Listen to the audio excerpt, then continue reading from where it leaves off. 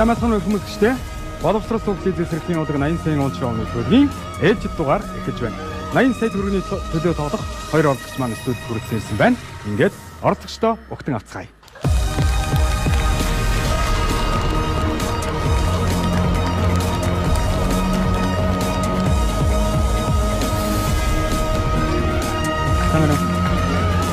Тамана. Яасан бэ санаа? Өөрсдөө танилцуулахгүй юу? Гац жаргал гэдэг маркетингийн менежер ажилтаа. Наваг Гамбаяр гэдэг IT инженер мэргэжилт. За 80 сая төгрөг их мөнгө. Их мөнгө. За энэ мөнгийг ер нь барагцаал бол хэдийн хугацаанд цуглуулах боломжтой вэ? За ер нь бол нэг 4-5 жилийн хугацаал яг цалингийн хэмжээнээс батгуудаа. Цалингаасаа цааш нэгээд байв уу? Тийм тэгэж. 4-5 жилийн хугацаанд уу? Тийм. За харин та хоёрт бол 8 асуултанд хариулаад авах боломж байна. За мөнгөнд өрсөлдөн. За нэвтрүүлгийн дөрмийг та хоёр танилцуулъя. Нэвтрүүлэг маань 8 асуулттай. 1-ээс 4 дахь асуултууд 4 хариулт гарч ирнэ. 3 дээр нь та хоёр мөнгийг байршуулах боломжтой. 5, 6, 7 дахь асуултууд 3 хариулт гарч ирнэ. 2 дээр мөнгийг байршуулах боломжтой. Хамгийн сүүлийн 8 дахь асуулт 2 хариулт гарч ирнэ. Аль нэгэн дээр нь мөнгийг байршуулах боломжтой. Бүх асуултыг бодох хугацаа 1 минут, 1 минутанд амжиж мөнгийг тавцан дээр байршуулах ёстой. Сэдв сонгоход ямар нэгэн хугацаа байхгүй. Гэхдээ үзэгчдийгээ залхаахгүй тулд хурдан сонгох хэрэгтэй. За юм байна да. Ихтгэн. За ихтэй. За тэгвэл та хоёрт 80 сая төгрөг байна. Надад 8 асуулт байна. Тоглолтоо эхэлье.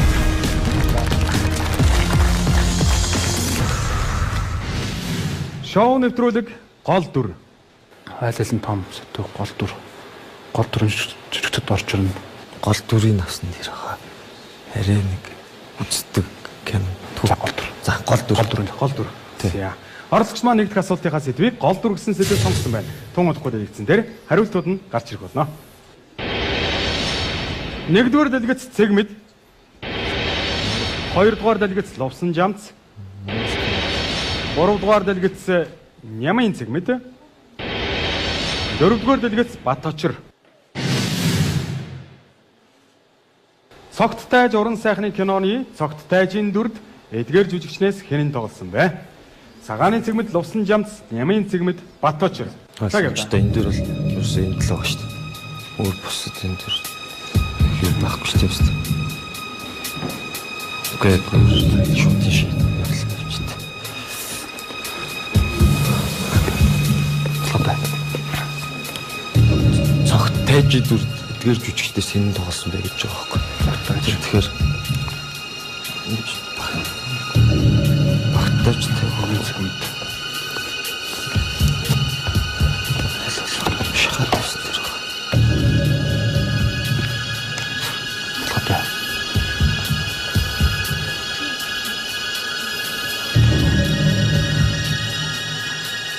Одоо 16 секунд үлдсэн байна. Жин дүрд хэн тоглосон. Ягмын цэгмэд бол цагааны цэгмэд маань тоглосон. Тэ. 7 6 5 4 3 2 1 цагаан. Цагааны цэгмэд лувсан жамц, нямын цэгмэд бат очир. Эдгээр жүжигчдээс хэн нь цогт тайж кинон дээр цогт тайжийн дүрд тоглосон бэ гэсэн асуулт байлаа.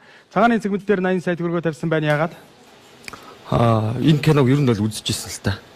Тийм тэгээд цагааны цэгмэд маань тоглосон ер нь маш илэн киног үзчихсэн. Яг цогт тайж дээр бол боцоо итгэж байгаа учраас цагааны цэгмэд батартай. Бусд нь бол биш. Бусд нь бол биш. За зөв хариултыг харцгаая.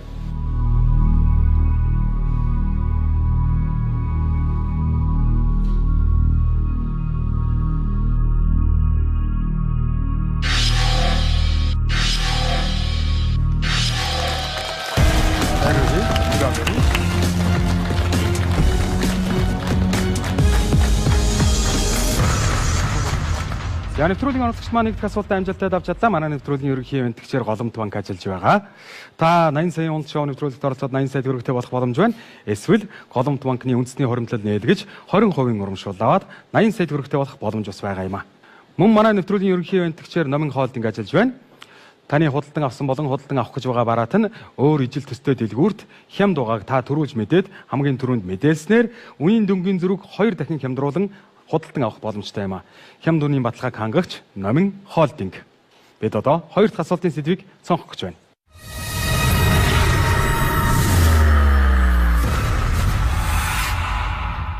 нэвтрүүлгийн ивент төгөөч. Одоо бид 3 дахь асуултын сэдвийг сонгох гэж байна. Морь Оскарын наадам. Мөр бол огт мэдэхгүй шүү дээ. Оскар наадам. Зүс шинж бүх юм. Би бол Оскарын наадам илүү юм болов гэж бодож байна. За Оскар наадам. За. Оскарын наадам аа. Морь сайн танихгүй юу? Бас Яг зүсийг бол мэднэ. Зүсийг мэднэ. Тий, мэдээж. Наадам үздэг. наадам бол үзнэ. Гэхдээ бас яг бүх шиг морийг бүрддэг гэж. Насыг мэднэ. Насыг бол мэднэ. Оскараас юу юуг мэдэх вэ? Оскараас яг нэг арай нэг твиттэй орхон байдаг. Үзчихсэн бол. Зайлна уу тэгээд? За Оскарын наадам. Оскар. Оролцогчд маань 3 дахь асуултынхаа сэдвийг Оскарын наадам гэсэн сэдвийг сонгосон байна. Дэлгэцэн дээр одоо хариултууд нь гарч ирэх болно. Нэгдүгээр дэлгэц Джек Николсон, хоёрдугаар дэлгэц Мерил Стрип, гуравдугаар дэлгэц Кэтрин Хепборн, дөрөвдүгээр дэлгэц Марлон Брандо. Оскарын наадамд хамгийн олон удаа буюу 20 удаа нэр дэвшсэн жүжигчин хэн бэ? Джек Николсон, Мерил Стрип, Кэтрин Хепборн, Марлон Брандо. Чамсаг юу байна? Санал байна. Джек Николсны тоглосон кинонд ер нь хэр твшдэг бол Мерил Стрип. Оскарын кино гэдэг чинь өөрөө нэг бүр ингээд ашигласан киноноос бас нэг арай ондоо зарим нэгдэт байгаа шүү дээ. Тий. Гэтэ эднэрээс чамд яг таньдаг хүмүүс байна уу? Кэтрин Хепборн байна. Марлон Брандо. Марлон Арай магадлах нь илүү хоохаас. 30 секунд үлдсэн байна. ихний үрдэл болж тахын та. Тэгвэл Марлон Брандо. За хаваа. Тийм. 20 секунд үлдлээ.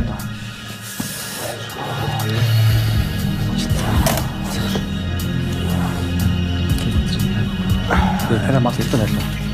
9 8 7 6 5 4 3 2 1 цаг дуусна.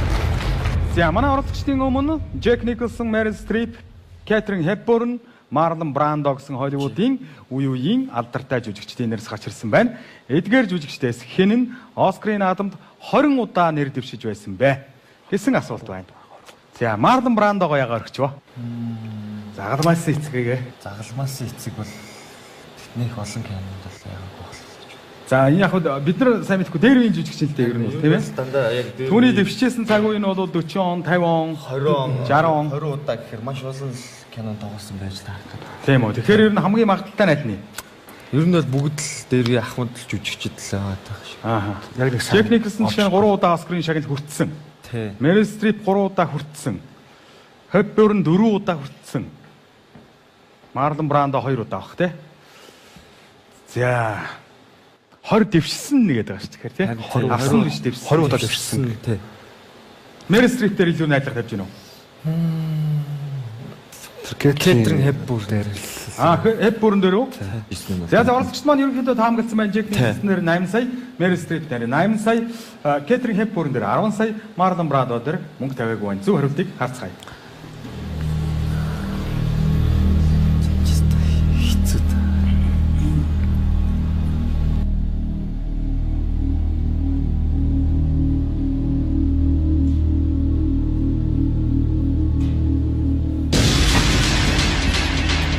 Джек Николсон биш юм байна. Хэрэг үзэгчдээ хэсэгхэн хормын сурчлагын дараа эргээд уулзцгаая.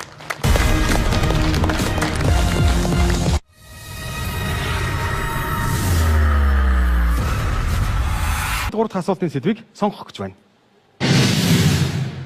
Морь Оскарын наадам. Мөр бол огт мэдэхгүй шүү дээ. Оскар наадам. Зүс шинж бүх юм.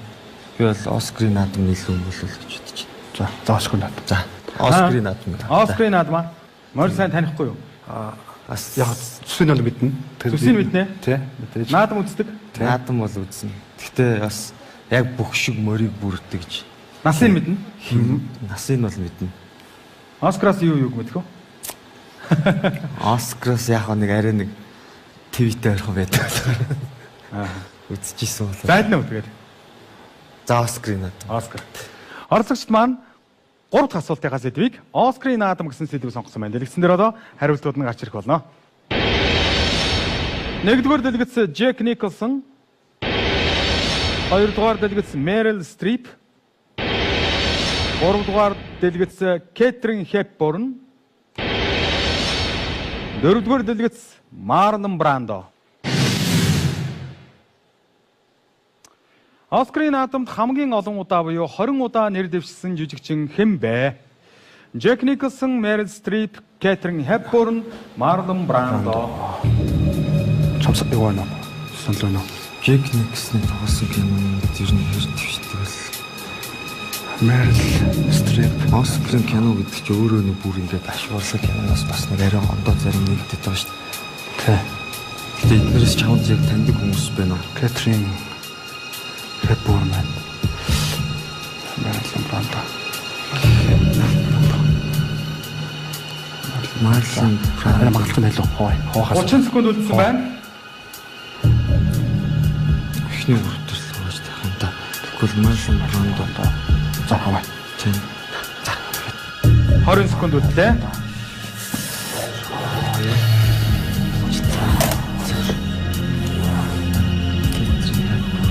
Арай магадлах нь илүү. 9, 8, 7, 6, 5, 4, 3, 2, 1 цаг дуусна. За манай оролцогчдын өмнө Джек Николсон, Мерил Стрип, Кэтрин Хепборн, Марлон Брандо гэсэн Холливуудын үе үеийн алдартай жүжигчдийн нэрс гарч ирсэн байна. Эдгээр жүжигчдээс хэн нь Оскарын наадамд 20 удаа нэр дэвшиж байсан бэ гэсэн асуулт байна. За Марлон Брандого яагаар өгчвөө?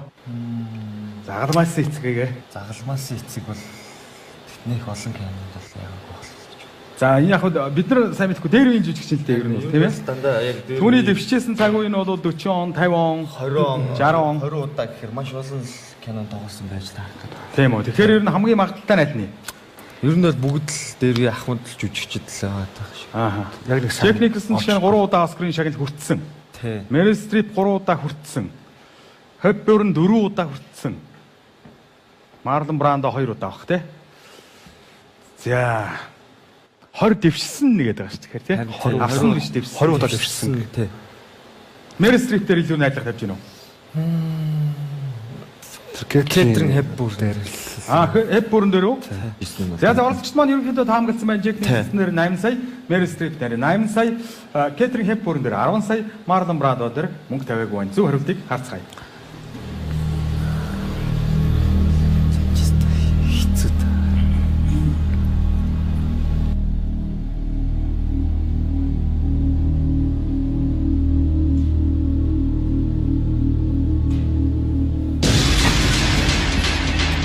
Джек Николсон биш юм байна.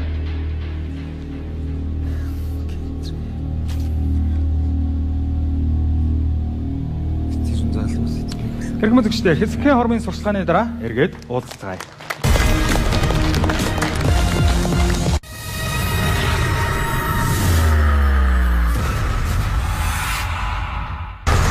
Үзэгчтэй та бүхэн яг одоо боловсрол суугт телевизээр 80 саяын унд шоу нэвтрүүлгийг үзэж байна. Манай нэвтрүүлгийн оролцогчд маань 3 дахь асуултан дээрээ тулж ирээд байна. Мерил Стрип, Джек Николсон, Кэтрин Хепборн, Марлон Брандо хэмээх Холливуудын үе үеийн энэ алдартай жүжигчдийн дундаас хэн нь 20 удаа Оскарын шагналд нэр дэвшсэн бэ гэсэн асуулт байлаа.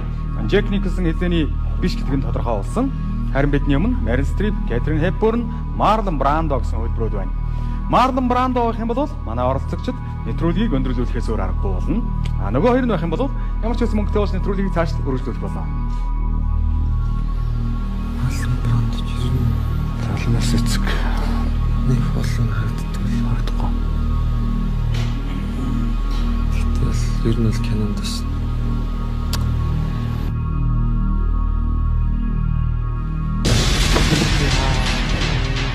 Хепборн биш юм байна. Мерил Стрип.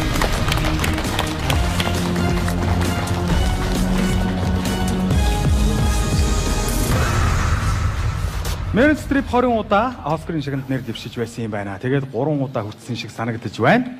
Бид одоо 4 дахь асуултын сэдвийг сонгох гэж байна. Монгол наадам урлаг соёл. наадам гэрч уус үндэсний бүх Сураараа, хурдмаар. Тэдэн оны наадмаар хэн төрүүлсэн. Хин төрүүлсэн. Тий. Шагаа Шагаан харваач. Урлаг соёл гэхээр тэгэж одоо уран зураг Бүхэл бүхэл нийтлэг л орох гэсэн. Урлаг соёлын төвч. За тэг. аль нь Урлаг соёл гэсэн үг ч тоо. За. Оролцогчид маань дөрөвдүгээр асуултынхаа сэдвийг урлаг соёл гэсэн сэдв сонгосон байна. Дэлгэцэн дээр одоо хариултууд нь гарч ирэх болно. Нэгдүгээр дэлгэц галсан тогтох. Хоёрдугаар дэлгэц чамин чулуун. Гуравдугаар дэлгэц жагдаг. Дөрөвдүгээр дэлгэц бат заяа. Азтай Бадарчин 1994 наадмын алтан цомын эзнэр шалгарч байсан уран бүтээлч хэн бэ? Гасан тогтох, чамин чулуун, жагдаг, бат заяа. Цаг явлаа. 96 он чинь сүүл Галсан тогтохгүй. Болгоос ах шуурлаги. Аль. надад бол хэлцэнгоо манай хоёр танилсан маань хашаалагтай байсан. Батсан арай сүлж шүү. Дөнгөжл. Зэнээр бол арай ахмад болоод байгаа тий. Батсан Гурлал хэмтлэн чамчлан 94 он. 30 секунд үлдлээ.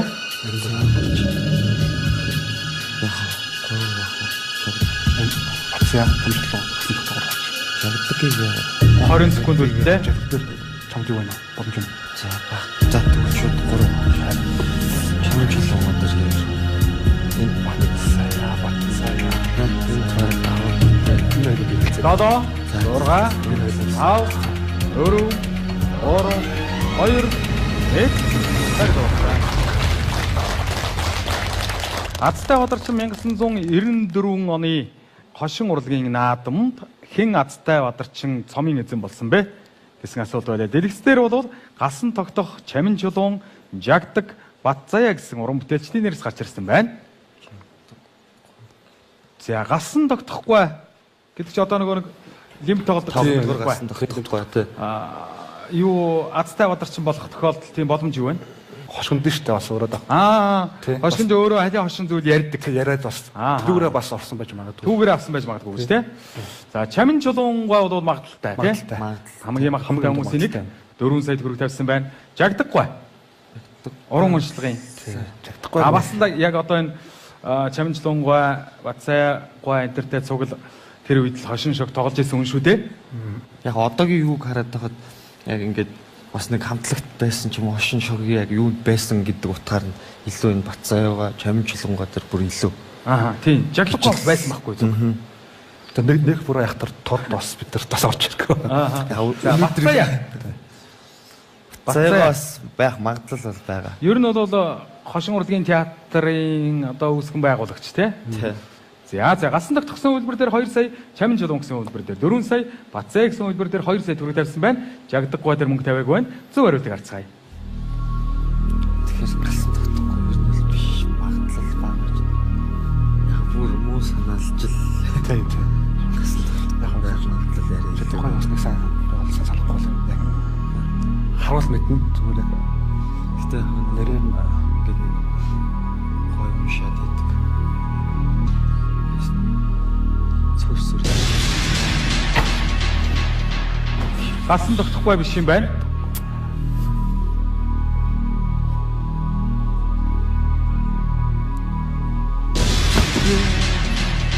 Чамин чулуунгаа биш болсон. За хамгийн найдажсэн хүн унчлаа шүү. Найдсан аяр унчлаа.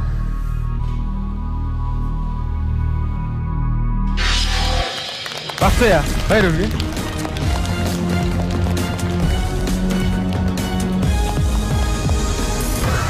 Оролцогчид маань 4 дахь асуултад авч чадлаа. Гэхдээ тэдэнд ердөө 2 сая төгрөг үлдсэн байгаа. Үндсэндээ 78 сая төгрөг доош унжээ.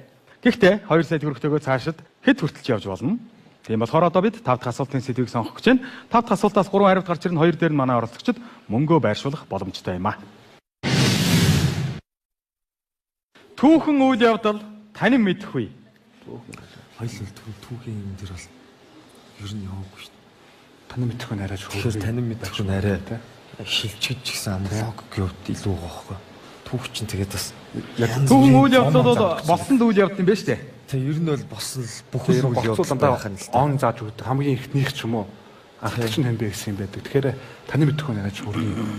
Харин хөөхөд арай тань мэдэх нь бас нэг лог ойлонд одоо 2 сая нэг л боломжн дээр тавина шүү дээ. Та мэдхгүй. Аль нь? За тань мэдхгүй. Тань мэдхгүй юу? Зяардагч маань тав дахь асуултынхаа сэдвийг тань мэдхгүй гэсэн сэдвээр сонгосон байна. Тэгсэн дээр одоо хариултууд нь гарч ирэх болно. Нэгдүгээр дэлгэц Европ. Хоёрдугаар дэлгэц Калисто. Гуравдугаар дэлгэц Ганимед.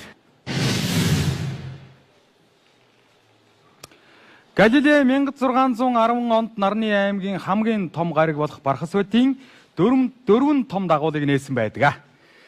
Галилейн дагуулуудын хамгийн том нь аль нь вэ? Европ, Калисто, Ганимед. Цаг юм. Бархасват чи 17 аюу хамгийн олон дагуултай. Хин гараг. Калисто. Дөрвөн том дагуултай гэж юм. Тэрнээс дөрвөн том дагуултай. Галилей Хамгийн том нь Бархасватийн хамгийн том дагуул. Мэдээч Европ. Яч секунд үзсэн байна. Мэдэх асуултууд л ах шиг юм л та. Газар төдөл холбоотой. Тэгээд энэ 1610 онд Галилей ч өөрөө байсан юм байна. Яг одоо хамгийн том нь л болсон. Байсан. асуулт бол яг зүгээр Европ болох. 17 Европ болох. Калиста Ганимед биш үү? Ганимед 8 7 6 5 4 3 2 1 цаг дуусаа.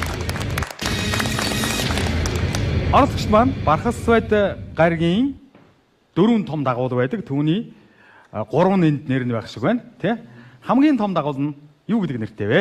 Галилей 1610 онд бол нээсэн юм байна. Яагаад Европ дээр нь тавьчих вэ? Европа гэл ямар ч нэлээд том л дагуул гэж сонсч байсан юм байна. Аа. Тэгээд ер нь Бархасват чи өөрөө өстө хичнээн доо маш том ер нь Нарны аймгийн хамгийн том гараг. Аа харин тий. Аюу олон дагуултай. Тэгээд тэр том гарагийн чин дагуулууд бүгдээрээ том л байж таа. Тэр дундаа бүр хамгийн том дагуул нь мэдээж манай бод гар маргаас том л байж таарах гэдэг юм бол. Калисто биш үү? За би Европа байж магадгүй л гэж бодоод байна тий. Зүгээр яг том дагуулуудыг мэддэг болох. Ганимед том сонсогдохгүй юу? Ганимед.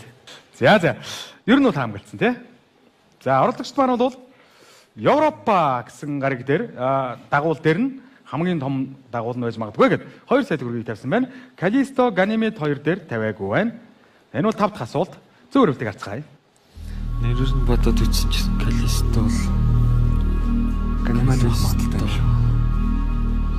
Энэ хоёр зүйл хайвал Ганимед гэдэг чинь англиар бичиж үзээ л дээ.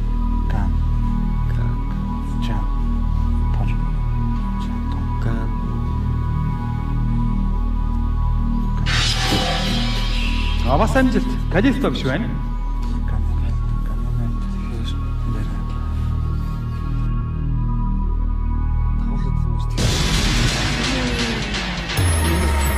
Ганимед. Яа. Бархасват гаригийн хамгийн том дагуул бол Ганимед юм байна. За ямар ч байсан 50% хийсэн. 8 асуултаас 5-т нь хүрсэн тий. Тэглээ. Дундуура тэр нэг хандгаан үйлчлэлээр нийтлэг авчлаа. Тэгтээ тэр нэлээ эргэлзээтэй юм байна нөгөө яг эвгүй байсан тийм болохоор 90 юм уу юм нөө үрдэл. Тэр мань сүндэсэн тэр гэдэг чинь тэр нөгөө эцэг ихийнх нь эр юм байх шүү тий. Ер нь тийм юм байна. За. За. Хоёр үргэ. Ажилтнаа. За.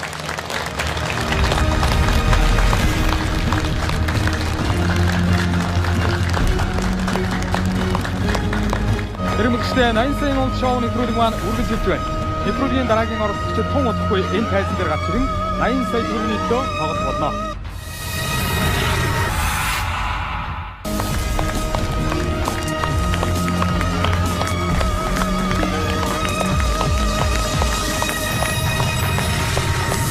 Найнсын шоу нэвтрүүлэг маань үргэлжилж байна. Нэвтрүүлгийн дараагийн оролцогчид тайзан дээр гарч ирэхэд бэлэн болсон байна. Ингээд оролцогчдоо угтан авцгаа.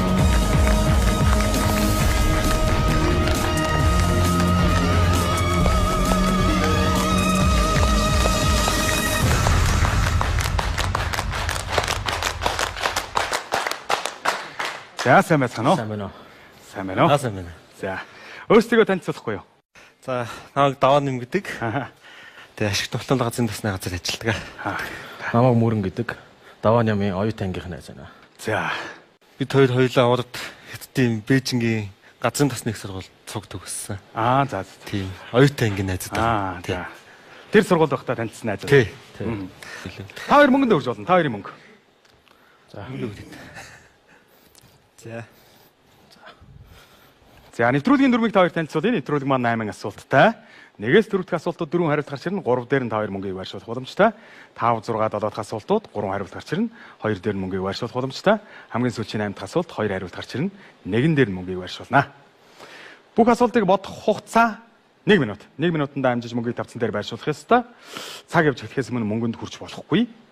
Сэдв сонгоход хугацаа байхгүй. За, ийм л байна да. За тэгвэл та хоёрт 80 сая төгрөг байна. Надад 8 асуулт байна. Тоглолтоо эхлэе.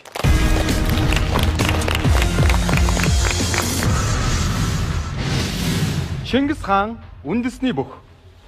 Би л Чингис хааныг л сонгоно гэж. За Чингис хааныг сонгоо. Үндэсний бүх нь амархан биш үү? Бүх үздэг юу ер нь? Үзнэ л дээ. Гэхдээ яг судалж үздэг хүмүүс айжуд бол үздэггүй шахах бол. Тийм үү? Чингис хаан бол хамаагүй дээр үү? Чингис хааныг л сонгоё гэж бодож байна. За. Оролцогч маань нэг дахь асуултынхаа сэдвийг Чингис хаан гэсэн сэдв сонгосон байна. Тэгсэн дээр одоо хариултууд нь гарч ирэх болно. Нэгдүгээр дэлгэц морь. Хоёрдугаар дэлгэц гахай. Гуравдугаар дэлгэц хулгана. Дөрөвдүгээр дэлгэц луу.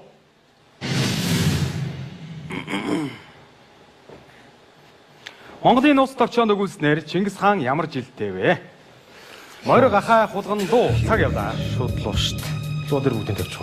Тэгээ. Луу жил дээр бүгдийг тавьчих. Луу жилтэй. Ямар жил вэ? Луу. Чингис хаан уу? Тий. Нууц товчоон дээр юу гэсэн байна? Тэрийгээр л яаш тээ. Луу гэж бодож араа байна. Нууц төвчөнд дээ. Тэ, нууц товчоон дээр Чингис хааныг ямар жил төрсөн гэж бичсэн байна? 1162 он шүү дээ. Хөөгөөд бодож болно. Хөгөөд ботсон ч луул байгаа юм шүү дээ. Аа?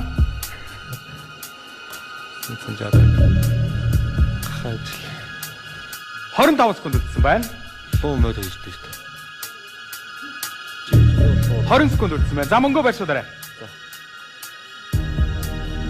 Бүгдийг тавьчих. Таны нэг дээ. 10, 9, 8, 7, 6, 5, 4, 3, 2, 1. Цаг дуусна. Манай оролцогчдын нэг дахь асуултын сэдэв бол Чингис хаан гэсэн сэдэв байсан. Нууц товчоонд өгүүлснээр Чингис хаан ямар жилдтэй вэ гэсэн асуулт байлаа. Луу жилдтэй юм уу? Луу жилтэй л гэж гаргадаг санагдчих. Гэж гардаг юм да. Гэж үү? Тийм үү? 1162 он шүү дээ. 1162 оны луу жил. Өндөр тийм байна. Тэгж л. Яаж яана? Тийм. Яг луу болоод байна тий? Луу яг тооцсонгүй л зүгээр яг ер нь л уншсанаар л луул гэж санагдаж байна юм л. Тийм үү? Нууц төвчөг гэхдээ саяхан уншааг л нилээн л дээр уншижсэн. Морь биш үү? Мод жил чин 1206 он хаан суусан жил нь шилээ. 1206 бишэлтэй 1162 он төрсөн он. Тийм л дээ. Тэгэхээр адил жилд бол хаан болж эсвэл төрөөгүй болохоор мод жилийг л би явуулсан 1206 онд хаан ширийн сухтал мод жил. 1206 ч морь жил юм уу тий? Тэг санагдаж байна. Гахай. Гахаа болгоно ярил. Гахаа голон хоёр шүү. Энэ л гардаг. Чингис хаан бол нууц товчоонд өгүүлснээр луу жилтэй гэж байдаг юм байна. Морь, гахай, хулган дээр тавиагүй, луу гэсэн хувилбар дээр 80 сая төгрөгөө бүгдийг тавьсан байгаа. Зөв хариултыг харцгаая.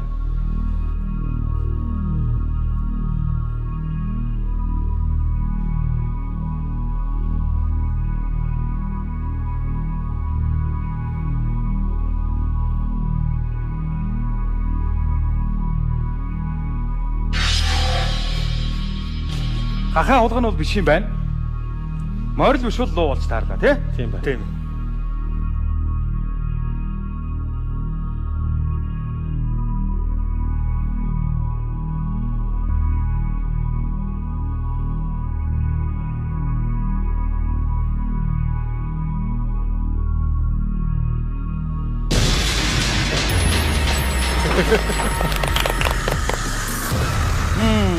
Морь шүү дээ.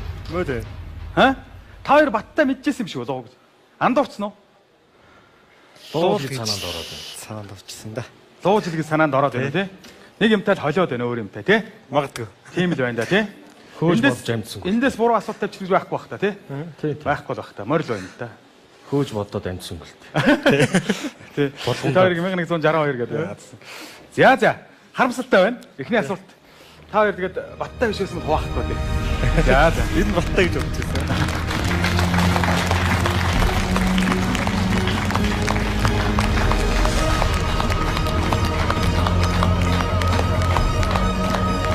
Нэвтрүүлгийн оролцогч маань харамсалтай нь цааш нэвтрүүлгийг үргэлжлүүлэх боломжтой боллоо.